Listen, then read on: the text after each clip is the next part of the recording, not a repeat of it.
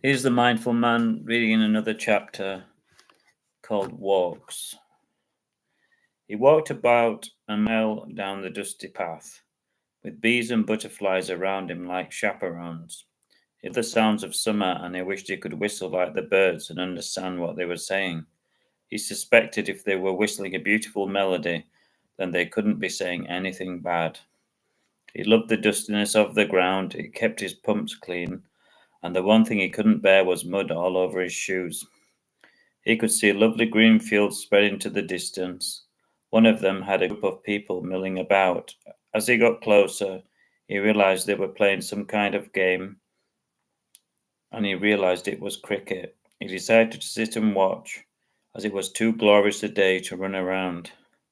He loved the thwack of the ball on bat and the polite way people spoke and applauded. He was surprised to be offered sandwiches and squash, but he didn't refuse.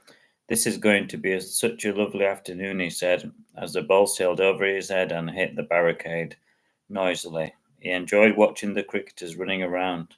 He didn't know how they did it, as it was so hot. They must be so uncomfortable, he thought. It was making him tired just watching. He was surprised to see a lady with a tray with lovely sparkling lemonade and thick sandwiches, and he grabbed a couple of them as he was so hungry. And to his delight, they were his favourite, cheese and pickle with Branson.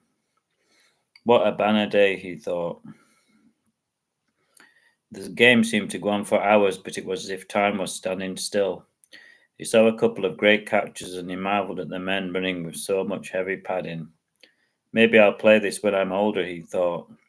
Eventually, the rain clouds gathered, and it was time to go. The sky had turned an angry grey colour, and Josh rushed to shelter as rain came down. It was bouncing off the floor, and as the ground, and as he and off the ground, and he saw the cricketers and the supporters running for cover like ants. He hid in a broken down bus station as the rain bounced like marbles. It was amazing how quickly the sky had gone from blue to grey. Then he heard an ominous rumble, and thunder awoke the sky, and he knew what was going to come next lightning. Like most people, he wasn't keen on it, and he edged closer into the bus station for cover, just as the first flash of lightning stabbed the sky. It was amazing to watch, but it wasn't amazing to be outside when it was happening. People and even dogs were running for cover as the lightning hit again and again. Josh tried to guess where it would strike next, but every time he did surprised him by lighting up a corner of the little village he didn't expect. It was like being in a movie, albeit a frightening one.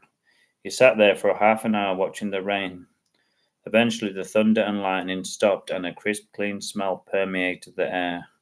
When he looked up and stepped out of the safety of the shelter, he noticed a rainbow hanging over the village.